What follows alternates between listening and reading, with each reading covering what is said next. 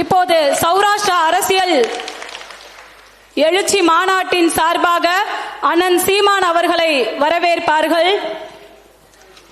இளையான்குடியில் பிறந்த தமிழின் இளைய குடியே, தினம்தோறும் நீ முழங்கி வருவது தமிழன்தான் இவ்வுலகின் ஆதி கொடியே.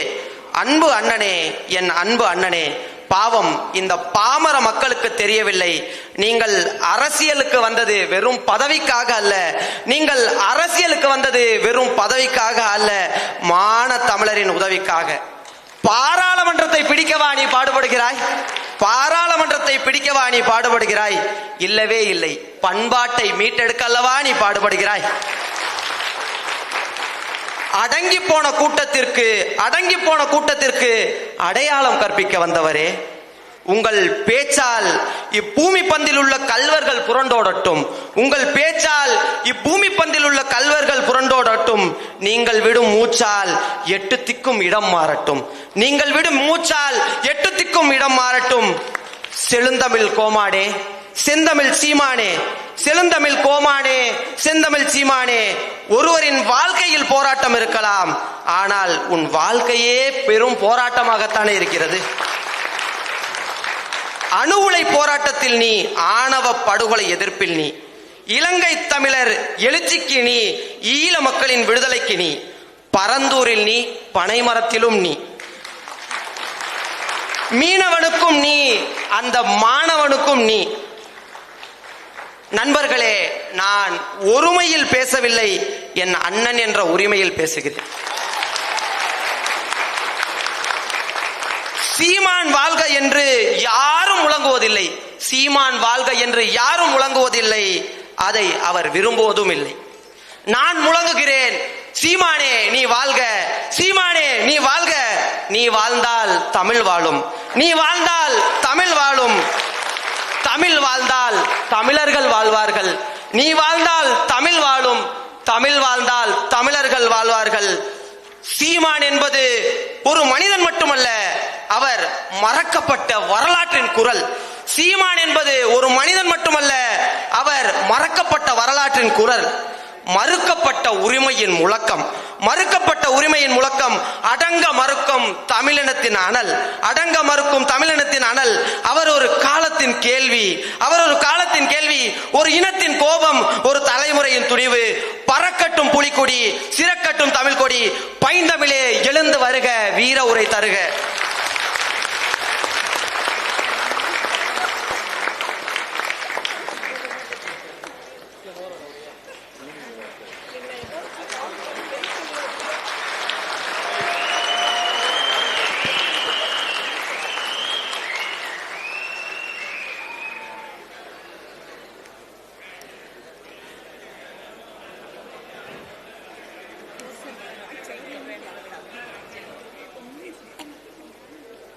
தமிழ்நாடு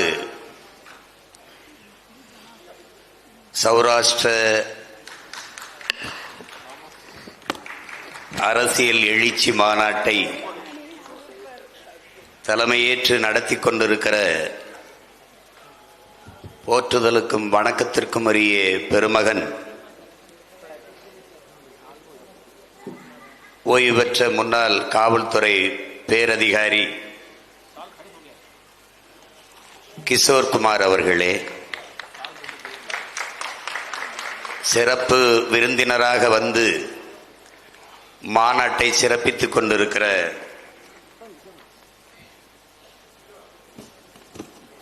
போற்றுதற்கும் வணக்கத்திற்கும் உரிய பெருந்தகை சௌராஷ்டிர மத்திய சபாவினுடைய தலைவர் சுரேந்திரன் அவர்களே,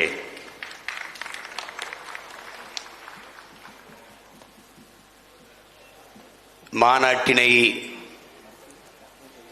பெருமை சேர்க்க வந்திருக்கிற பெருமதிப்பிற்குரிய தினேஷ் அவர்களே, மேடையிலே அமர்ந்திருக்கிற பெருமதிப்பிற்குரிய பெருமக்களே, உணர்வு எழுச்சியோடு உரிமை மீட்சிக்காக ஒரு சேரக்கூடி அமர்ந்திருக்கும் என் உயிருக்கினிய உறவுகளே, உங்கள் அனைவருக்கும் என்னுடைய அன்பும் வணக்கம்.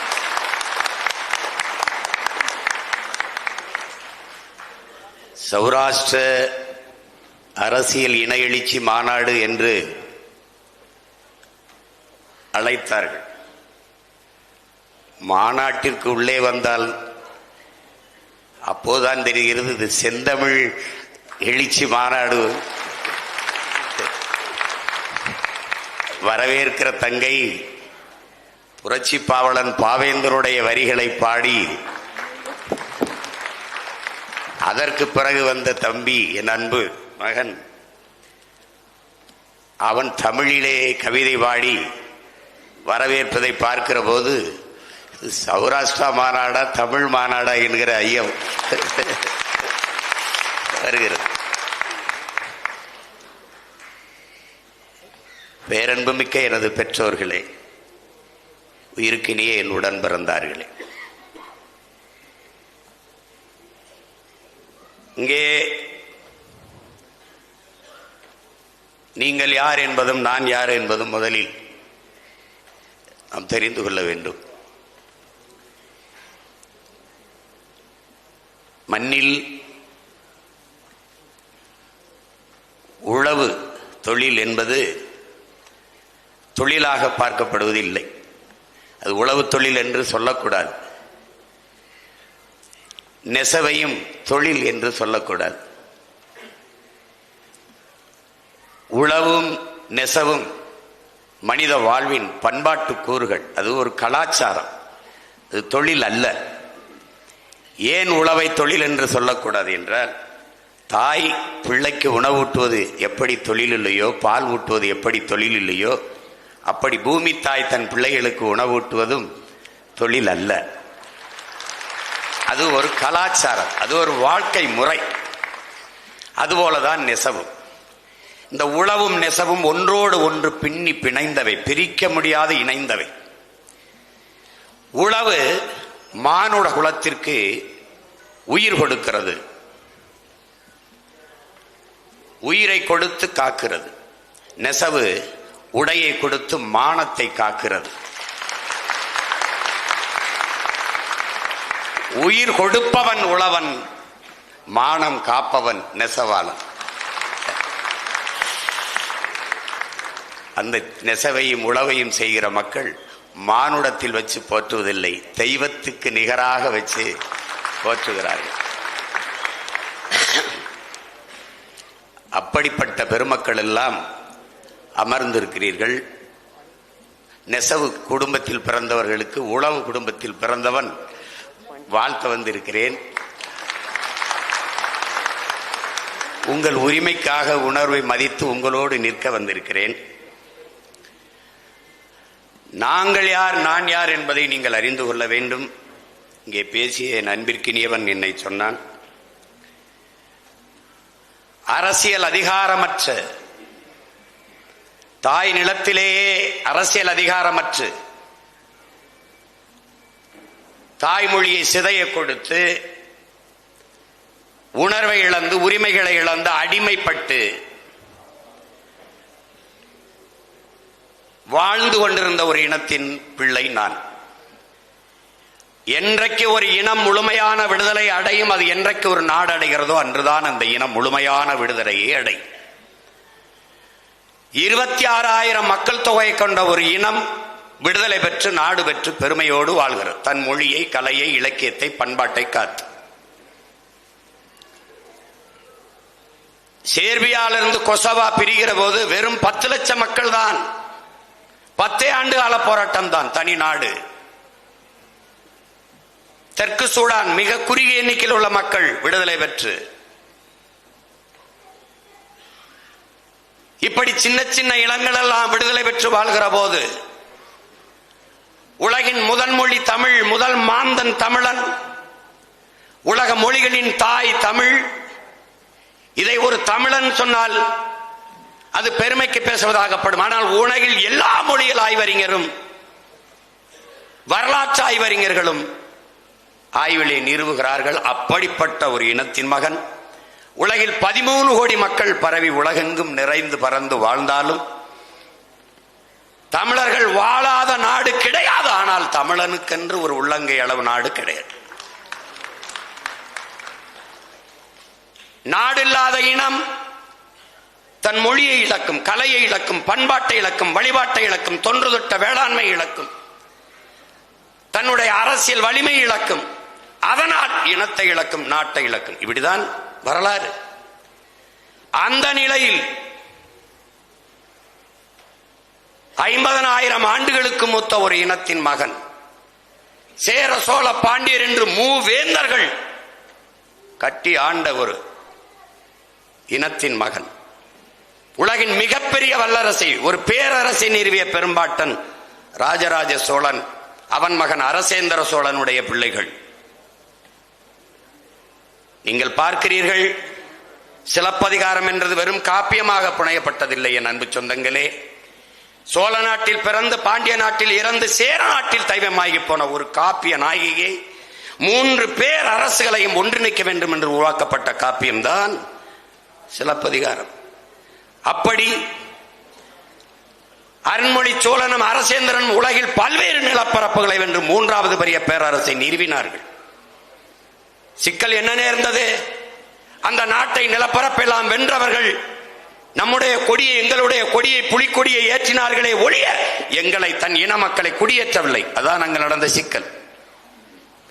தங்கள் இனத்திற்கென்று ஒரு தனித்த நாடு வேண்டும் என்ற எண்ணம் அவர்களுக்கு இருந்ததில்லை. இதனால் இவ்வளவு பெரிய இலக்கிய வளமை, செழுமை கொண்ட ஒரு தொன்மை மொழி சிதைந்து சிதைந்து சங்கம் வைத்து தமிழ் வளர்த்தவன் மூவேந்தர்களில் பாண்டியன், பாண்டிய மன்னன். அந்த சங்கம் வைத்து தமிழ் வளர்த்த மதுரையில் தான் நாம் நின்று கொண்டிருக்கிறோம். ஆனால் தமிழ் இருக்கிறதா என்று நீங்கள் சிந்தித்து பார்க்க வேண்டும். இந்த சூழலில் நம் முன்னவர்கள் செய்த பிழையை நாம் செய்துவிடக்கூடாது. நமக்கென்று இந்த பூமி பந்தில் ஒரு தேசம் வேண்டும் என்ற கனவோடு ஒடுக்குகிற தேசிய இனத்திடமிருந்து ஒடுக்கப்படுகிற தேசிய இனம் பிரிந்து செல்ல விரும்புவது தன்னுரிமைங்கிறான் புரட்சியாளர் லெனின். அந்த தன்னுரிமையை போராடி பெற வேண்டியது ஒவ்வொரு தேசிய இனங்களின் பிறப்புரிமைங்கிறான். அந்த பிறப்புரிமையை கேட்டு, தமிழீழ தாயகத்தை கேட்டு ஒரு புரட்சிகர போராட்டத்தை முன்னெடுத்தான் எங்கள் உயிர் தலைவன் மேதகு பிரபாகரன் அவர்கள்.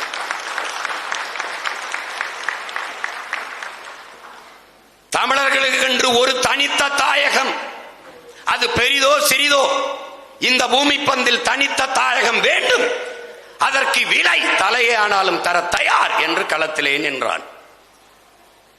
அந்த விடுதலை போராட்டத்தை பிரிவினைவாதம், தீவிரவாதம், பயங்கரவாதம் என்று பழி சுமத்தி எங்கள் கண் முன்னே அளித்தார். அந்த நேரத்தில் தான் என் அன்பு சொந்தங்களே, உங்கள் பிள்ளைகள் நாங்கள் உணர்ந்தோம். நானும் சரி, என் தம்பி ஆனந்தும் சரி, என் அன்பு தம் மகன் பிரசாத்தும் சரி, இங்கே நிற்கிற எங்கள் பிள்ளைகள் எல்லோரும் உணர்ந்தோம். இந்த அரசியல் நமக்கானது இல்லை, இந்த அதிகாரம் நமக்கானது இல்லை. இது நம் மொழியையோ, நம் இனத்தையோ, நம் மண்ணையோ, நம் வளத்தையோ, மக்களின் நலத்தையோ பாதுகாக்காது என்ற முடிவுக்கு அன்றுதான் வந்தோம். இது நம் சாவை சகித்துக் கொள்கிறது, நம் ரத்தத்தை ருசிக்கிறது, நம் இனத்தின் பிணத்தின் மீது நாற்காலி போட்டு பதவியை அனுமதிக்கிறது. இவர்கள் நமக்கானவர்கள் அல்ல, இந்த அரசியல் நமக்கானது அல்ல என்ற முடிவுக்கு அன்றுதான் வந்தோம். ஆனால் முடங்கி கிடக்கவில்லை மூளையிலே. என் தங்கை பாடியது போல, வலியோர் சிலர் எளியோதமை வதையே புரிகுவதா, மகராசர்கள் உலகாளுதம் நிலையாள்மன் நிலைவா, உலகால உனது தாய் மிகு உயிர்வாதை அடைகிறார், உதவாதினி ஒரு தாமதம் உடனே விழி தமிழா என்று எங்களை எழுப்பினான் ஒரு பாவலன். பண்டை பெரும்புகள் உடையோமா இல்லையா, பாருக்கு வீரத்தை சொன்னோமா இல்லையா, எண்ணிசை வாய்மையால் ஆண்டோமா இல்லையா, எங்களுக்கு இங்குற்ற நரிகளால் தொல்லையா என்று உசுப்பினான். கிளர்ந்து எழுந்தோம். பூட்டிய இரும்பு கூட்டின் கதவு திறந்தது. சிறுத்தையே வெளியே வா, எளியன உன்னை இகழ்ந்தவர் நடுங்க புலியன செயல் செய்ய புறப்படு வெளியே.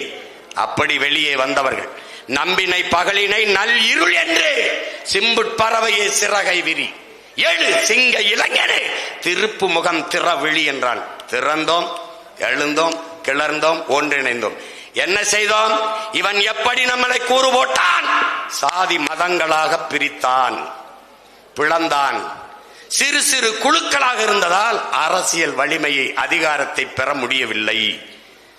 அவன் என்ன செய்யறது? ஒரே அடையாளம், நீ என்னவாக இரு, ஆனால் மொழியால் இனத்தால் தமிழனாக இரு என்று கிளறு. ஒரு எளிய மகன், திரைப்படம் எடுத்து பிழைக்க பரமக்குடியிலிருந்து வண்டி ஏறி போன ஒரு மகன், இந்த கட்சிகளில் எல்லா கூட்டங்களிலும் ஏறி பேசிய மகன், சாதாரண மகன், வீழ்த்தப்பட்ட இடத்தில் எந்த இடத்தில் வீழ்ந்தோம் என்று பல லட்சக்கணக்கான என் இனத்தின் பிணத்திற்கிடையே பிரசவிக்கப்பட்ட பிள்ளைகள், நானும் என் தம்பி தங்கைகளும். தாலாட்டு கேட்டு வளரவில்லை என் தாய்மார்களே.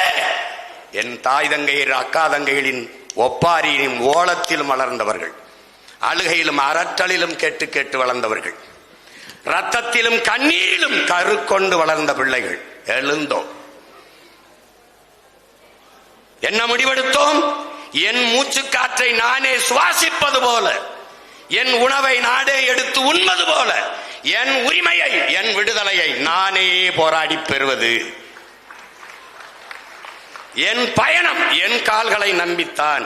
அடுத்தவன் கால்களை நம்பி என் பயணம் இருக்கக்கூடாது என்று முடிவெடுத்து ஒரு அரசியல் இயக்கத்தை தொடங்கினோம். சிரித்தார்கள்.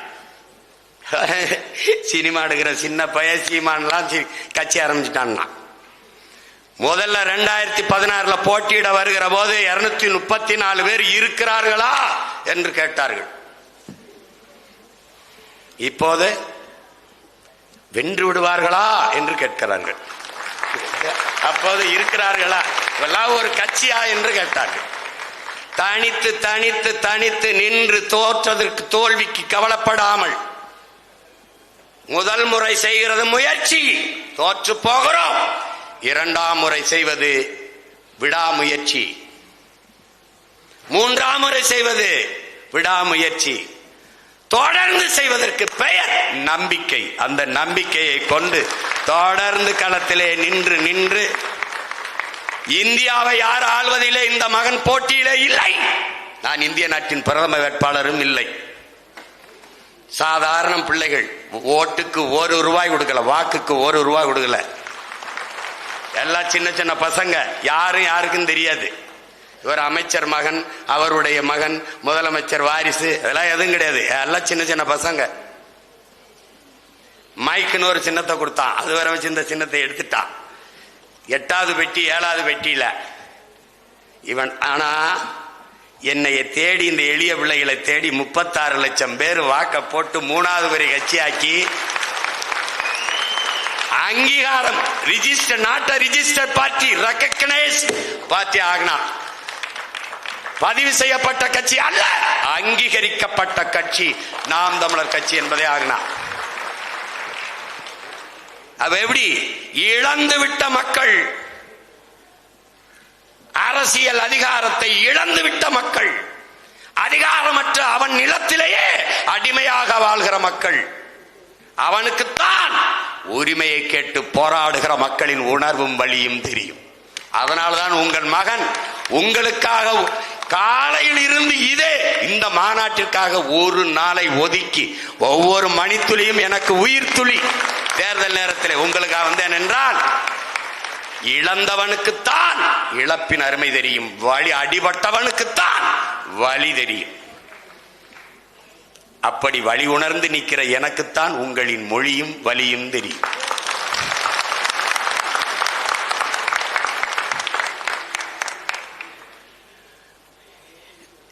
எனக்கு சின்ன வயதிலிருந்தே உறவு. எங்க ஊர் பரமக்குடியில் ஆத்துக்கு இந்த பக்கம் எமனேஸ்வரத்தில் இருக்கிற எல்லா மக்களும் சௌராஷ்டிர மக்கள் தான்.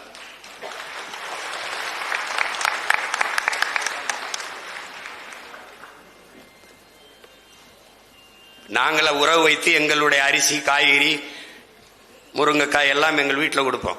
அவங்க நாங்கள் முதலாளி தான் கூப்பிடுவோம். எங்கள் செல்லம்மா என்னை மருமகனேன்னு தான் கூப்பிடுவாங்க. அவங்க வீட்டில இருந்து எங்களுக்கு உடைகள் எல்லாம், பணம், தீவா, பொங்கலுக்கு எல்லாம் எங்களுக்கு அப்படி ஒரு உறவை பேணுகிற ஒரு உறவு எங்களுக்குள்ள இருந்துச்சு. அது காலகட்டத்தில் என் தம்பி ஆனந்த் சொல்வது போல அரசியல்ல இருந்து அப்படி அமைதியாயிருச்சு. உங்களுக்கு தெரியுமா, என் உடன் பிறந்தார்களே, பேரன்பு மிக்க என் பெற்றோர்களே, எஸ்.ஆர். ராதா அவர்கள், நான் சின்னவனா 2010 கட்சி ஆரம்பிச்ச போது என்னுடைய அப்பா பேராசிரியர் மணி அவர்கள் மூலமாக என் தம்பி ஆனந்துக்கு தெரியும் தொடர்பில் என்னோட பல முறை அலைத்தொடர்புல பேசி எனக்கு ஆலோசனை கொடுத்து என்னை வாழ்த்தினார்கள், நீ நன்றபடியா வர வேண்டும் என்று. அப்போது தெரியாத அவருடைய அருமை தோழர் எங்க மாமா காளிமுத்து அவர்களுடைய மகளை நான் மணந்து மருமகனாக அவருக்கு தெரியாது. ஆனால் அவர் என்னை வாழ்த்தினார்கள். பெருமை இருக்கிறது. இவ்வளவு பெரிய பெருமைக்குரிய முன்னோர்கள் படத்திலே இந்த தமிழ் பேரினம் மறக்க முடியாத ஒரு பெருமகன் டி.எம். சவுந்தரராஜன் என்கிற ஒரு பெருமகன். பல தமிழர்கள் தமிழ் உச்சரிப்பை கற்றுக்கொண்டதே அந்த பேராசிரியர் இடத்தில்தான். கடைசி தமிழன் உள்ளவரை அவன் காதுகளில் டி.எம். சவுந்தரராஜன் என்கிற அந்த தேனிசை குரல், இன்னிசை குரல், அவர் குரல் கேட்டுக்கொண்டே இருக்கும். அவர் பாடாத பாக்களா புழுக்களாக நெளிந்து கொண்டிருந்தவரை அவருடைய குரலால் எழுச்சியூட்டி எழுப்பிய பெருமகன். இப்போ நீங்க பாத்தீங்கன்னா மதுரை மீட்டு சுந்தர வண்டியில் தாயகத்தின் சுதந்திரமே எங்கள் கொள்கை, தன்மானம் ஒன்றேதான் எங்கள் செல்வம். அந்த பாட்டை எங்களுக்குனே எங்க ஐயா முத்துலிங்கம் எழுதுனது மாதிரியும் எங்களுக்காகவே அவர் பாடியது போலவும் தோணும். அப்படிப்பட்ட பெருமக்கள் எல்லாம் பிறந்த ஒரு இனக்கூட்டத்தில் நமக்கென்று ஒரு அரசியல் அதிகாரம் இல்லை என்று நீங்கள் வருந்த தேவையும் இல்லை, இது அவசியம் இல்லை. இங்கே சொன்னாங்க கட்சியில என் தம்பி மகன் பிரசாத் சொல்றா அரசியல் கட்சியில இடம் இல்லைன்னு. நீங்க வர்றதில்லை, அதனால நாங்க எல்லாருக்கும் இருகரமும் விரித்து தான் அழைக்கிறோம். உங்களுக்கு ஒன்றை புரிஞ்சுக்கணும் என் அன்பிற்குரியவர்களே, பேரன்பு மிக்க பெருமதிப்பிற்குரிய என் சொந்தங்களே, நீங்க ஒன்ன புரிஞ்சுக்கணும். முதல்ல தமிழர்கள் அப்படிங்கிறது, தமிழ் அப்படிங்கிறது என்னன்னா அது ஒரு பேரன்பின் தாய். நீங்கள் சீனன் எழுந்து, சீனர்கள் என் மொழி தெரியாதவன் ஊமை என்று சொன்னான். ஆங்கிலேயன் எழுந்து என் மொழி தெரியாதவன் நாகரிகமற்றவன் என்று சொன்னான். அரேபியர்கள் எழுந்து எங்கள் மொழி தெரியாதவர்கள் பிசாசு சாத்தான் என்று சொன்னான். என்னுடைய முன்னவன் கணியன் பூங்குன்றன் எழுந்து யாதும் ஊரே யாவரும் கேளீர் என்றான். எல்லாம் என் நிலம், வாழ்கிற எல்லா மானுடர்களும் என் உறவுகள் என்று அழைத்தான். தமிழ் மட்டும்தான் பேரன்பு கொண்ட உலகத்தை ஆறத்தழுவி நேசித்தது. பிறப்பு ஒக்கும் எல்லா உயிர்களுக்கும் என்று பாடியது வள்ளுவம் தான். வள்ளுவம் திருக்குறள் தந்த வள்ளுவ பெருமகனார் தான். பகுத்துண்டு பல் உறவுகள் பல் மனிதர்கள் அப்படி பாடல, பல் உயிர்கள் ஓம்புக என உயிர்மை நேயன் தமிழன். இதை அறிவார்ந்த பெருமக்கள் புரிந்து கொள்ளணும். உலகம் தழுவி வள்ளுவன் முதல் கம்பன் முதல் கபிலன் முதல் இளங்கு எல்லோரும் உலகு உலகு உலகு என்று உலகம் தழுவி நேசித்தவர்கள் தமிழர். காக்கை குருவி எங்கள் சாதி என்று பாடுகிறான் என்றால் காக்கையும் குருவியையும் பேரன்பு கொண்டு நேசித்த பெருமக்கள் சக மனிதர்களை நேசிக்க மாட்டார்கள் என்று என்பது பெரிய பிழை. வாடிய பயிரை கண்ட போதெல்லாம் வாடினேன் என்று பயிருக்கு உயிர் இருக்குது என்று வாடி நின்ற வள்ளலாரின் வாரிசுகள் சக சொந்தங்களை நேசிக்க மாட்டார்கள், வெறுப்பார்கள் என்று எண்ணுவது பெரிய பிழை. பாரடா உன் மானுட பரப்பை, மானுட சமுத்திரம் நான் என்று கூவு என்றான் புரட்சி பாவலன் பாரதிதாசன். மானுட சமுத்திரமே நான் என்று கூவுன்னா. அப்படிப்பட்ட ஒரு பேரன்பு மிக்க தமிழ் தாயினுடைய பிள்ளைகள் நாங்கள் சக மனிதர்களை, என் தம்பியிடம் கேளுங்கள், நீங்கள் வலைகளில் தட்டி பாருங்கள். மரத்திற்கு மாநாடு போட்டேன், மரத்தோட பேசிக்கொண்டிருக்கிறான் சீமான் என்று சிரித்தார்கள். அந்த மரம் மண்டைன்னு சொன்னது கூட மரம் கோச்சுக்கிருச்சு. டேய் எனக்கு அறிவு இருக்குடா, உங்களுக்கு தான்டா ஒண்ணு இல்ல, நீங்க திட்டும் போதே ஏன்டா என் பேரை சொல்றீங்கன்னு கூட. நீங்க எல்லாம் கவனிங்க, மரம் என்றால் என்னவென்று தெரியாதவர்களை எப்படி நீங்கள் ஏற்கிறீர்கள்? மரத்திற்கு மாநாடு போட்டேன், ஆடு மாடுகளுக்கு மாநாடு போட்டேன், மலைக்கு மாநாடு போட்டேன், ஆற்றுக்கு மாநாடு போட்டேன், கடலுக்கு மாநாடு போட்டேன், தண்ணீருக்கு மாநாடு போட்டேன். ஆடு மாடு புல்லு பூண்டு நாய் நரி கொக்கு குருவி காடு மலையெல்லாம் நேசிக்கிற இந்த பிள்ளைகள் சக உறவுகளை நேசிக்க மாட்டோம் என்று நீங்கள் நினைப்பது எப்படிப்பட்ட பிள்ளை? வந்தேரிகள் என்ற சொல்லை ஒருபோதும் தமிழின பிள்ளைகள், குறிப்பாக நாம் தமிழர் பிள்ளைகள் உச்சரிக்க மாட்டார்கள். எங்கள் மீது இருக்கிற காழ்ப்புணர்ச்சி எங்களை வந்தேரி என்று சொல்லிவிட்டார்கள், வந்தேரி என்று சொல்லிவிட்டார்கள். அப்படி என்றால் வந்தவரையெல்லாம் வாழ வைக்கும் தமிழகம் என்ற பெருமை மிக்க சொல்லும் இங்குதான் இருக்கிறது. நான் கூட கேட்டேன், வந்தவரையெல்லாம் வசதியாக வாழ வைத்த நாங்கள் சொந்த உறவுகளை இதே நிலத்தில் அகதியாக வாழ வைத்தோம். நாங்கள் புலம்பெயர்ந்து போய் ஐரோப்பிய நாடுகளில் எல்லாம் வாழ்கிறோம். அந்த நாடுகள் எங்களை வந்தேரிகள் என்று எண்ணவில்லை. நார்வேயோ, ஸ்வீடனோ, டென்மார்க்கோ, ஜெர்மனோ, பிரான்சோ அல்ல சுவிஸோ, பிரிட்டனோ, ஆஸ்திரேலியாவை எல்லா நாடுகளும் அப்படியே தன் நாட்டு குடிகளாக எங்களை குடியுரிமை கொடுத்து ஏற்றுக்கொள்கிறார்கள் என்றால் எங்களை வந்தேரிகள் என்று அவர்கள் சொல்லவில்லை. அந்த இனத்தின் பிள்ளை எப்படி இன்னொரு இனத்தை வந்தேரிகள் என்று சொல்வோம்? அது ஆகாதவர்கள் சீமான் வளர்ந்து விடுவானோ வந்து விடுவானோ, தமிழர் என்று பேசுகிறானே அப்படி என்று நினைக்கிறது. அப்படி இல்லை. நீங்கள் எப்படி அரசியல் அதிகார அங்கீகாரம் கேட்டு நீங்கள் போராடுகிறீர்களோ அப்படி போராடி கொண்டிருக்க பிள்ளைதான் நாங்களும். எங்களுக்கும் இல்லை, நீங்க நினைக்கிறது இல்லை நாங்க இது தமிழ்நாடு, தமிழனுக்கு அதிகாரம் நினைக்கிறீங்க. ஐயோ, சத்தியமா கிடையாது. அதை நீங்க தெரிஞ்சுக்கணும். நீங்களாவது இவ்வளவு கூட்டமா இருக்கிறீங்க, நாங்க ஒத்தையா இருந்து சின்ன சின்ன பசங்களா இருந்து போராடிட்டு இருக்கோம். உங்களுக்கு புரியுதா? இங்கேயாவது பாருங்க, இவ்வளவு பெரியவங்க இருக்காங்க. எங்க இதுல உட்காருக்கும் போது நான் மட்டும்தான் பெரிய ஆளா இருப்பேன், எல்லாம் சின்ன சின்ன பசங்க. சொல்லுங்கடா டேய், எங்க அவன் எங்க நின்னு எங்கடா நம்ம ஆளுங்க இங்க இருக்கான் பாருங்க, இவன் தான் எங்கள்ல பெரிய ஆளு, பாத்துக்கிறங்க. அதனால நாங்க எப்படி சொல்றது, புறக்கணிக்கப்பட்ட நிராகரிக்கப்பட்ட இனத்தின் மக்கள். அதுல என்ன நாங்க முடிவெடுக்கிறோம்? எந்த இடத்தில் நீ நிராகரிக்கப்படுகிறாயோ அந்த இடத்தில் தவிர்க்க முடியாத ஒருவனாக எழுந்தனில். அதான் சாதனை. இப்ப தேர்தலில் நாங்க போட்டியிடுறோம்ல, எங்களை போட்டியிலே வைக்க மாட்டான். நீங்க வேணா குறிச்சு வச்சுக்கிறீங்க, எங்களை சேர்க்க மாட்டான். அது மும்முனை போட்டி, அந்த முனை போட்டி, எங்களை மற்றும் பலர் மற்றவையில வைப்பான். நீங்க வேணா நான் சொல்லிட்டு போறேன், இந்த தேர்தலில் இப்ப 26 தேர்தலில் பாருங்க, மற்றவையில தான் நாங்க இருப்போம். இவன் 10 வருஷமா எங்களை மற்றவைகளே வச்சு இப்ப நாங்க வளர்ந்துகிட்டே தான் இருக்கோம். அப்ப என்ன அர்த்தம்? அவன் எங்களை நிராகரிக்க பாப்பான். எந்த இடத்தில் உன்னை தவிர்க்கிறானோ, புறந்தள்ளுகிறானோ, நிராகரிக்கிறானோ அங்க தவிர்க்க முடியாதவனாக எழுந்து வா. அதான் இங்க. இப்ப நீங்க வேணா இதுல எழுதி வைங்க, இந்த மாநாட்டில் சொல்றேன், நான் பங்கேற்றுட்டு போயிட்டேன்னா கட்டாயமா உங்களுக்கு அரசியல் அங்கீகாரம் எல்லாரும் கூப்பிட்டு கொடுப்பான். ஏன்னா அவனுக்கு என்ன பயம் வரும்னா, என்ன பயம் வரும்னு கேளுங்க. என்னன்னு கேளுங்க. இருங்க முடிச்சுக்கிறேன். என்னன்னு கேளுங்க. நான் வரலைன்னா நம்ம கொடுத்தாலும் கொடுக்கலைனாலும் நமக்கு போட்டுருவாங்க. ஆனா இப்போ எல்லாரும் சீமானுக்கு போட்டுருவாங்கன்னு பயந்து என்ன பண்ணுவான், அவ கொடுத்துருவான். ஏய் மொத்த பேரும் சீமானுக்கு போட்ட போறாங்கப்பா. அவன் வேற, என் தம்பிக்கு 2021லயே சீட்டு கொடுத்தேன். நான் அவனுக்கு சீட்டு கொடுத்துருக்கதே ரொம்ப பேருக்கு தெரியாது. நான் போய் சௌராஷ்டிரா மக்களுக்கு சீட்டு கொடுத்துருக்கேன், தயவு செய்து போடுங்க அப்படியா சொல்ல முடியும்? எங்களை ஏன்னு கேளுங்க, கட்சியாவே அவங்க டிஎம்கே ஏடிஎம்கே, திமுக அதிமுக 2 இல்ல பாரதிய ஜனதா காங்கிரஸ், இது கொடுத்துருக்கா கொடுக்கல. அப்ப எங்களை கட்சியிலே கணக்குல சேர்க்கல. இதுக்கு முன்னாடி நீங்க மாநாடு போட்டிருப்பீங்க, என்னைய கூப்பிட்டீங்களா? கூப்பிடல. ஏன்னா எனக்கு தெரியல.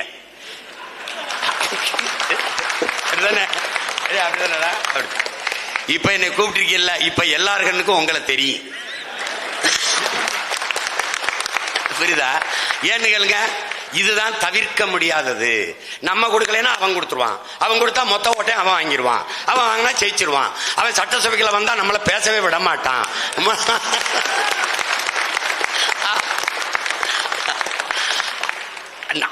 அவன் கேள்வி கேட்பான், நம்மகிட்ட பதிலே சொல்ல முடியாது, நம்மளை பேச விட மாட்டான், அவன் கேள்வியா கேட்பான், பயப்படுவான். இப்ப புரியுதா? அதுதான் பிரச்சனை.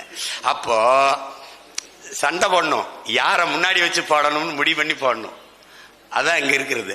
இப்ப அந்த இதுல நம்ம இதை புரிஞ்சுக்கணும். இப்ப நாங்க பல்வேறு நாடுகள்ல நாடை இழந்து போய் வாழ்கிற நாங்கள் அப்படி பாக்குறது இல்ல. வரலாறு எங்களுமே, நீங்க தமிழர் இன வரலாற்றை நீங்க என் அன்பு சொந்தங்கள் நீங்க ஆய்ந்து படித்தீங்கன்னா, எந்த இன மக்களையும் அடிமைப்படுத்தி ஆண்டார்கள், கொடுமைப்படுத்தினார்கள் என்று ஒரு சிறு செய்தியை கூட நீங்க படிக்க முடியாது. ஏன்? ஏன் அறம் சார்ந்து வாழ்ந்த மறவர்களின் கூட்டம் இது. எந்த நீங்களே பாருங்களேன், காவிரியில நமக்கு தண்ணி தரல, அது என் மாநிலத்தின் பிறப்பு உரிமை என என் நிலத்தின் வளத்தை நீங்கள் எல்லோரும் எடுத்துக்கொண்டு சொல்கிறீர்கள். நரிமணம், பெட்ரோல், நெய்வேலி பழுப்பு நிலக்கரி, நீங்க மீத்தேன், ஈத்தேன் எல்லாவற்றையும் எடுத்துக்கொண்டு செல்கிற நீ உன்னுடைய நீர்வளம் உனக்கே என்று சொல்கிறாய். அப்ப காவிரி நதிநீர் உரிமை உனக்கே, முல்லை பெரியாற்று உரிமை கேரளாவுக்கே என்றால் என்னுடைய பழுப்பு நிலக்கரி என் நிலத்தின் வளம் எனக்கே என்ற முடிவை நம்ம எடுக்கல. நீங்க நல்லா கவனிச்சுக்கணும். தமிழ்நாட்டில் இருக்கிறதெல்லாம் பொதுமையாக இருக்கும், அவனவன் நிலத்தில் இருக்கிற வளம் அவனுக்கு மட்டுமே இருக்கும். இங்க இருக்கிறது சிக்கலை பார்க்கணும். அப்ப நம்ம கேட்கும் போதெல்லாம் அடித்து விரட்டுவான். ஆனால் இங்கிருந்து எத்தனை கன்னடர்கள் அடித்து விரட்டப்பட்டார்கள் யாராவது சொல்லுங்க. கேரளாவிலே முல்லை பெரியாற்று அணை நதிக்காக நாம் போராடுகிற போது இதே மதுரையிலே பல நாட்கள் பெரும் போராட்டம். பள்ளிக்கூடத்துக்கு சென்று வந்த நம் தங்கையை மேலாடையை கலட்டி மார்பிலை முகத்தை வைத்து தேய்த்து தன்படம் எடுத்து வெளியிட்டான் ஒருவன். என் நினைவில் எப்படி பதிஞ்சிருக்கு பாருங்க. ஆனால் பதிலுக்கு பதில், பலிக்கு பலி என்று யாராவது ஒரு மலையாள பெண்ணை, ஒரு தம்பியை அல்லது குடும்பத்தை நாம் தாக்கினோம் இல்லை. ஏன்? மாண்பு, தமிழனுடைய மாண்பு. பல்லாயிரக்கணக்கான நம் தமிழ் பெண்களை சிங்கள ராணுவ வீரர்கள், சிங்களர்கள் வன்புணர்வு செய்து கற்பழித்து கொலை செய்தார்கள். நம்மிடத்தில் ராணுவம் இருந்தது, படை இருந்தது, துப்பாக்கி இருந்தது. பதிலுக்கு பதில், பலிக்கு பலி என்று ஒரு சிங்கள பெண்ணின் தாவணியை கூட, நிழலை கூட தொட்டதில்லை. ஏன்? தமிழனின் மாண்பு. இங்கே நாள்தோறும் வன்புணர்வு, கற்பழிப்பு, கள்ளச்சாராயம். காட்டுக்குள்ளே தான் வாழ்ந்தான் வீரப்பன், ஒரு பெண்ணையும் கடத்தி கொண்டு வன்புணர்வு செய்தான் என்று செய்தி நீங்க படிக்கல. காட்டுக்குள்ள சாராய காட்சி வித்தான் வீரப்பன், செய்தி இருக்காது. ஏன்? மாண்பு, தமிழனின் மாண்பு. அதை நீங்க பாத்துக்கணும். அப்ப அறத்தின் வழி நின்று வாழ்ந்த மறவர்களின் கூட்டம். அது மாதிரிதான் நாங்க சொல்றது. நாம் தமிழர் கட்சி எல்லா மக்களுக்கும், அரசியல் எல்லா உயிர்களுக்கும், தலைமை அதிகாரம் எப்போதும் தமிழர்களுக்கு. ஏன்? இந்த ஒரு நிலம்தான் எனக்கு இருக்கு, அதை கொடுத்துட்டா என் மொழி, என் கலை, என் இலக்கியம், என் பண்பாடு, என் மலை, என் கடல், என் ஆறு, என் ஏரி, என் காடு, என் பிள்ளைகளின் கல்வி, என் பிள்ளைகளின் வேலை வாய்ப்பு, என் தாய் தந்தையரின் மருத்துவம், இதை எதை பற்றியும் அவன் கவலைப்பட மாட்டான். ஏன் கவலைப்படல? மலை நான் பார்க்கிற போது என் பூமி தாயின் மார்பு, மலை மார்பில் இருந்து அருவி, அருவியில் இருந்து ஆறு, ஆறில் இருந்து நீர், நீரில் இருந்து சோறு, சோறுல இருந்து வயிறு, வயிறில் இருந்து உயிர், வாழ்க்கை நான் பார்க்கிறேன். அவன் மலை, குவாரி, குவாரி வெட்டினால் நல்ல காசு பணம் துட்டு வெட்டுங்க. என் பூமி தாயின் மாரை அறுத்து ரத்தம் குடிக்கிறான், நான் வருந்துறேன். மரம், மண்ணின் வரம், மரம் என் மூச்சு. உலகில் எல்லா உயிரினங்களும் நற்காற்றை, அதாவது ஆக்சிஜனை சுவாசிட்டு கார்பன் டை ஆக்சைடை, கரியமில வாயுவை வெளியிடுது, உயிர் காற்றை சுவாசிட்டு. மரம், செடி, கொடி, தாவரங்கள் தான் என் அன்பிற்குரிய சொந்தங்களே கெட்ட காற்றை, கார்பன் டை ஆக்சைடை சுவாசித்து விட்டு ஆக்சிஜனை வெளியிடுது. அந்த மரம் இல்லை என்றால் உலகில் எந்த உயிரும் இல்லை. அப்ப மரம் என் உயிர், மரம் என் மூச்சு, மரம் நிழல், மரம் மழை, மரம் பறவை பட்சிகளின் கூடு. இப்படி நான் சிந்திக்கிறேன். மரம் காசு பணம் துட்டு வெட்டுறான். எப்படி? மரத்தை பூரா வெட்டி ரோட்டை போட்டு பசுஞ்சோலை சாலை, பசுமை சாலை என்று பெயர் வைத்துட்டு போறான். மரத்தை பூரா வெட்டி சாச்சிட்டு தூய காற்றுக்கு, நல்ல ஆக்சிஜனுக்கு 4500 கோடியை நிதி அறிக்கையில், நிதிநிலை அறிக்கையில், பட்ஜெட்ல தாக்கல் பண்றான். எங்க போயிட்டு இருக்கு? எங்க போயிட்டு இருக்கு? மரத்தை நீ வெட்டிட்டா நான் நட்டு வச்சு வளர்த்துருவேன், நீரை நீ உறிஞ்சிட்டா போத்தல் அடைச்சு கொண்டு வரான், நான் தடை செஞ்சிருவேன், தேக்கி வச்சுட்டு செத்து போவேன், என் பிள்ளைய ஊருக்கு எடுத்து குடிச்சுக்குருவான். ஆனா மலையை, மணலை, ஆறை நீங்கள் மனச்சான்றில் கை வைத்து சொல்லுங்கள். வைகை ஆறு உயிரோட இருக்குதா? இருக்குதா? யாராவது சொல்லி இருக்குதா? ஆற்றுக்கு நடுவிலே ஆடும் மாடு மேயுது என்றால் ஆறு செத்துருச்சு.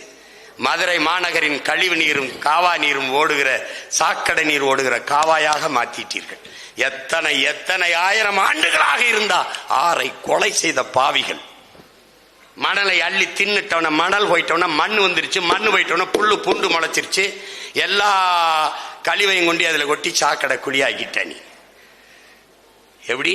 இப்படி தோண்டுனா எங்க ஊர் பரமக்குடி ஆத்துல நாங்கெல்லாம் அப்படி ஓடுகால் சின்னதா ஒரு வாளிட்டு தண்ணி வச்சுட்டு போய் குளிச்சுட்டு போவோம். இப்படி மண் வெட்டி வச்சு சின்னதா ₹1 கொடுத்தா குளிக்க விட்டுருவாப்ல. இன்னைக்கு எங்க இருக்கு ஆறு? மணல் எங்க இருக்கு?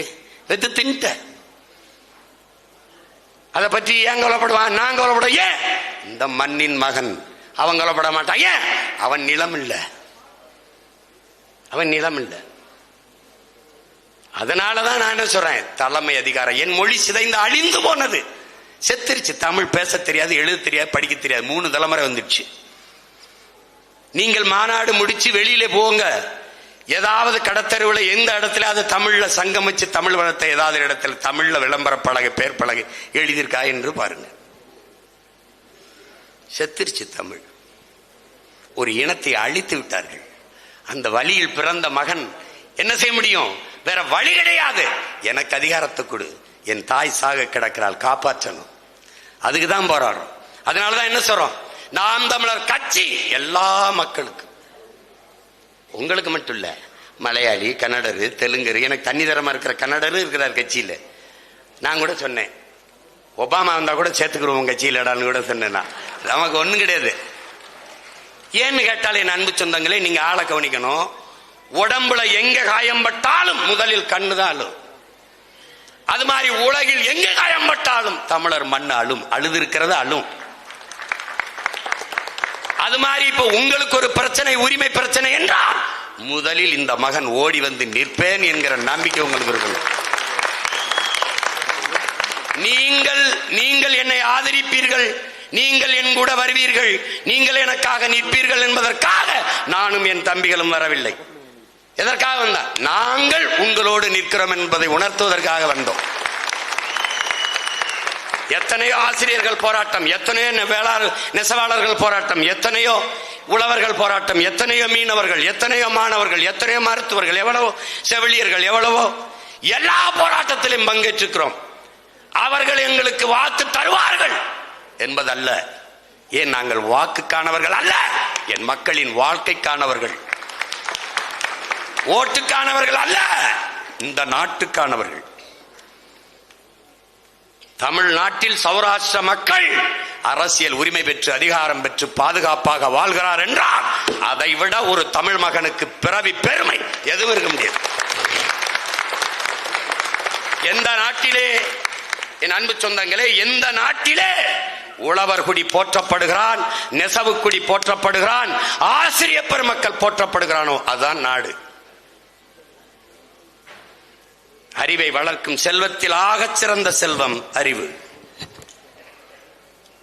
ஒரு நாட்டிலிருந்து இன்னொரு இடத்திற்கு செல்லும் போது மன்னனுக்கு கூட மதிப்பு இருக்காது, கற்றவனுக்குத்தான் மதிப்பு இருக்கும் என்கிறார் அறிவு மூதாட்டி அவ்வை. கற்றவருக்கு சென்ற இடமெல்லாம் சிறப்பு என்கிறார். தொட்டனை தூரும் மணற்கேணி மாந்தற்கு கற்றனை தூரும் அறிவு. அறிவைத்தான் போற்றுகிறார். அறிவு செல்வம். அந்த செல்வத்தை வழங்குகிற பள்ளி கல்லூரிகளை கணக்கில்லாது நிறுவி படிக்க வைத்துக் கொண்டிருக்கிற பெருமக்கள் சௌராஷ்டிர பெருமக்கள். உங்களுக்கு பல்கலைக்கழகம் இல்லை, பரிந்துரைக்கிறீர்கள். உங்கள் பிள்ளையிட்ட அதிகாரம் இருந்தால் அடுத்த நாள் பல்கலைக்கழகத்தை நீங்கள் எந்த இடத்தை சொல்றீங்களோ தொடங்குறதுக்கு அனுமதி. இப்ப நீங்க சீட்டு நீங்க நிக்க யாரும் வரல, அதனால என் தம்பி கும்பகோணத்துல ஆனந்த தொடர்ச்சியா நிறுத்திக்கிட்டு இருக்கேன். நீங்க வந்திருந்தீங்கன்னா எங்களுக்கு நிறுத்துறதுக்கு இது இல்லையா, எல்லாருக்கும் நிறுத்துறோம், எல்லாரையும் நிறுத்தும், எல்லாருக்கும் வாய்ப்பு கொடுத்துருக்கோம்.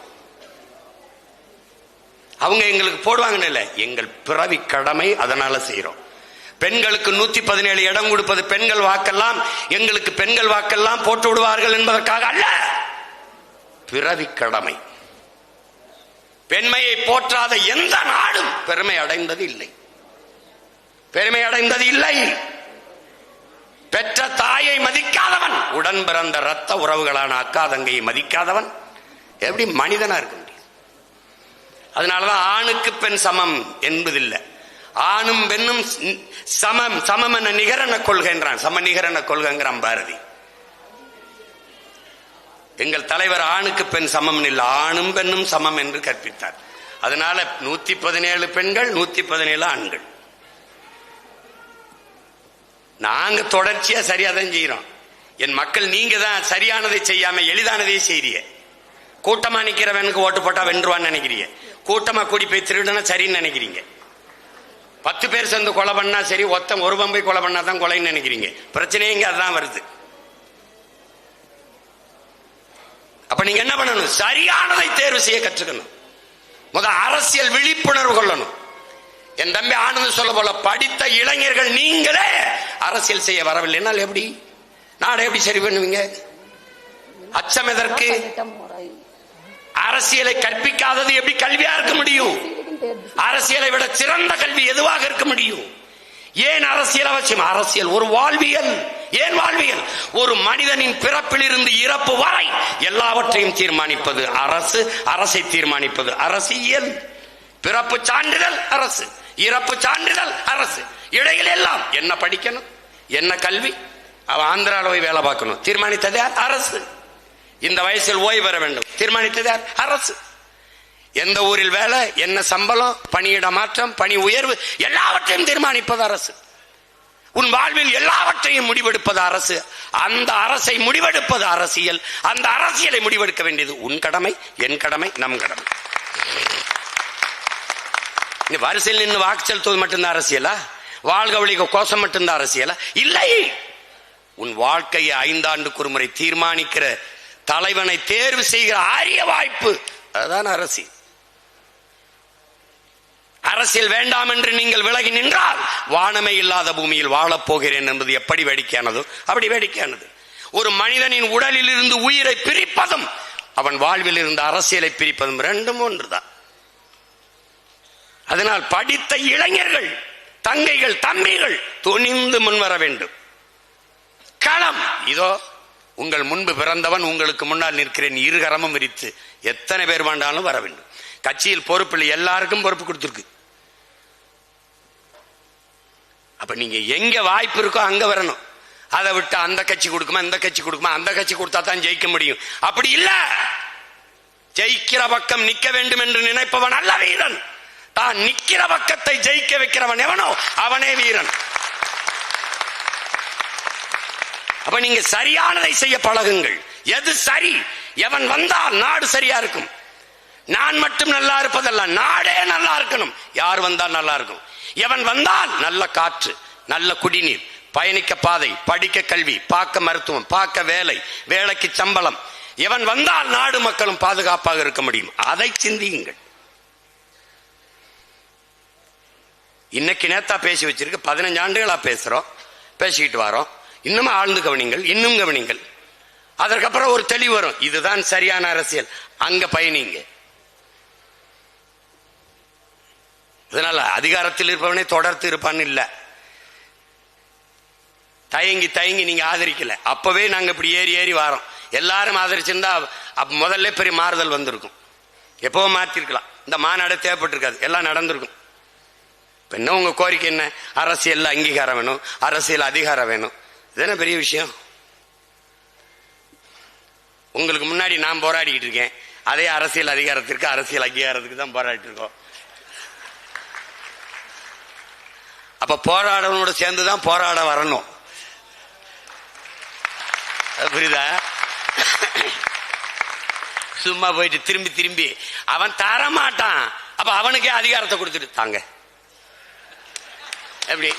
மாநில அரசு என்ன செய்யும்? எல்லா வரியும் அவனுக்கு கட்டிடும். மத்திய அரசு, இந்திய அரசு, இந்திய ஒன்றிய அரசுக்கு வருவாய் பெருக்கத்துக்கு ஒன்னும் இல்ல. உங்களுக்கு நான் சொல்லி தெரிய வேண்டியதில்லை, எல்லாம் கற்றறிந்தவர்கள். ஒன்னும் இல்ல. மாநில அரசுகளின் நிதி தான் மத்திய அரசின் நிதி. இவன் மொத்தமா கொடுத்துருவான். சரக்கு மற்றும் சேவை வரி எல்லா வரியும் கொண்டு போய் வச்சிருவான், கூச்சி வச்சுக்கிடுவான். பேரிடர் காலங்கள்ல ஒரு 500 கோடி கொடுங்களேன். மத்திய அரசு நம் கேட்ட நிதியை தராது, அதனால் நம்ம ரொம்ப வாத்தியார்களுக்கு சம்பளம் போட முடியவில்லை. எப்படி இருக்கு பாருங்க. நான் கூட கேட்டது, கவர்மெண்டா கந்துவட்டி கிடையாடா, எல்லாத்தையும் எடுத்துக்கிட்டு வச்சுட்டு கேட்டா தரமாட்டேங்கிறாங்க. அவன் எடுத்துக்கிட்டு தரமாட்டான். அது மாதிரி நீங்க எவனுக்கு வாக்கு செலுத்தி வலிமையை கொடுத்த அரசியலை அதிகாரத்தை கொடுக்கிறீங்களோ அவன் இதுவரை தரவில்லை. அப்ப என்ன பண்ணணும்? தருகிற ஒரு அதிகாரத்தை நீங்க நிறுவனம். அதான் இங்க இருக்கிறது. இப்ப இதுவரை எத்தனையோ பேர் வந்து பேசிட்டு போயிருப்பாங்கல்ல. இப்ப இந்த பேச்சு எங்க போகுது, எப்படி வருது, எப்படி வேலை செய்யுது. இந்த மாநாட்டுக்கு தலைமையேற்றவர் யாரு, அவர் எப்படி உங்களுக்கு தெரியும், அவரை எப்படி கூட்டிட்டு வந்தீங்க, இனிமேதானே உங்களுக்கு இருக்கு தொல்லை. அவன் எப்படி வந்தான், ஏன் வந்தான், என்ன அவனை எப்படி பேச விட்டீங்க, இந்த மண்டபத்துக்காரருக்கு எப்படி மாநாட்டுக்கு அவருக்கு அனுமதி கொடுத்தீங்க, என்ன இதுதான் நடந்திருக்கு, இதுதான் நடக்கும்.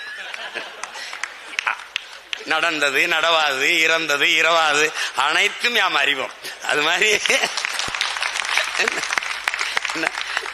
நீங்க பாத்தீங்கன்னா எதை திறந்தாலும் சீமான் சீமான் சீமான் கத்துவான். அப்ப கூட நான் சொல்ல பாடும் பரம்பொருள் சிவன் அல்ல, இப்ப சீமான் தான், அவன் பேரன் சீமான் தான், பேசிக்கிட்டே இருப்பான். அது மாதிரி இப்ப இதுக்கு கடுமையா வேலை செய்யும், கடுமையா வேலை செய்யும். ஏங்க அவங்களுக்கு சீட்டு கொடுக்க மொத்த பேர் சீமானுக்கு போட்டு விட்டுற போறாங்க, அப்ப 2-3 தொகுதி மொத்தமா தோத்து போயிருவோம்ங்க அப்படின்பா. அதனால இந்த மாநாடு வெற்றி தான்.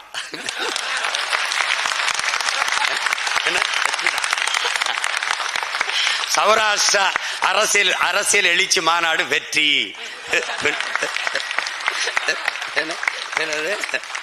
எங்க சரிதானடா நடந்துருச்சு. அப்ப நீங்க மகிழ்ச்சியா இருக்கலாம். அவங்க தரல, சொந்தம் நான் இருக்கேன் பிள்ளை தந்துட்டு போறேன், ஆனா நீங்க எங்கூட நிக்கணும். அப்புறம் சீமா கொடுப்பான், அது ஜெயிக்குமா அப்படிலாம் கேட்டா அது சரியா வராது, அது சரியா வராது. அதை திரும்ப திரும்ப இதுக்கு மேல எல்லாம் என்னால பேச முடியாது. ஆமா, நீங்க புரிஞ்சுக்கணும். அதனால எப்பவுமே ஒருங்கிணைந்து நிற்பதில் தான் நம்ம வலிமை பெற முடியும்.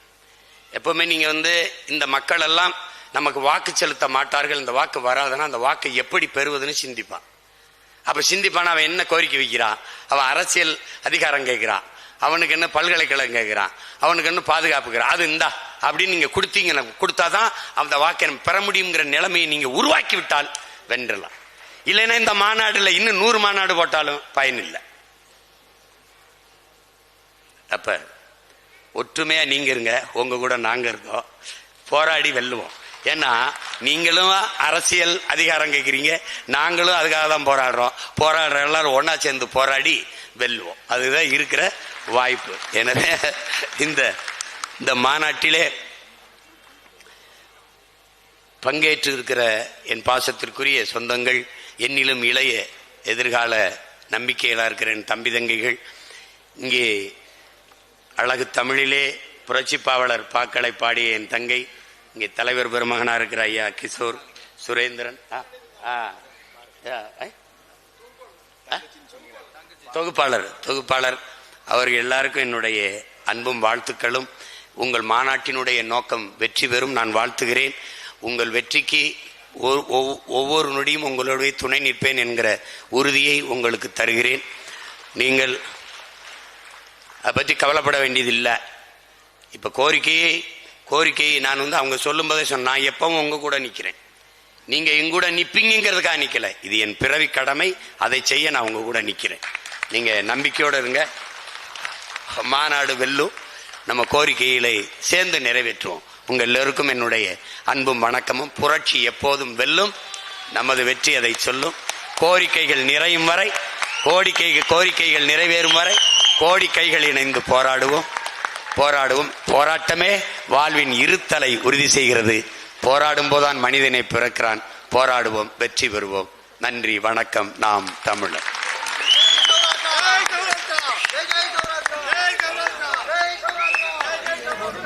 நெசவு என்பது தொழில் அல்ல, இம்மண்ணின் மரபு என்று நெய்யும் தொழிலை செய்யும் எங்களை சீர்தூக்கி நிறுத்தி உழவு தொழில் செய்யும் அண்ணன் தன் உரையை தொடங்கினார். என்றும் உல தென் தமிழ் என்பதை இன்று நன்று உரைத்தார். மண் மணக்கும் இம்மதுரை மண்ணில் அன்று மட்டுமல்ல என்றும் தமிழ் மணக்க வேண்டும் என்று வீர் உரைத்தார். நம் இனத்தின் பிணத்தின் மீது நாற்காலி போட்டு அமர்ந்து ஆட்சி செய்வதை எதிர்ப்போம் என்று வலிமை உரைத்தார். பூட்டிய இரும்பின் கதவு நிச்சயம் ஒரு நாள் திறக்கும். சீரிய சிங்காசனம் நமக்கென அமையும். அண்ணனே, உன் வீரமொழி ஒரு நாள் ஜெயிக்கும். அலை மாகடல் நிலம் வானில் உன் அணி மாளிகை ரதமே, அவை ஏறிடும் விதமே உனது அதிகாரம் நிறுவுவாய் என்ற பாவேந்தரின் புரட்சி வரி மெய்யாகும்.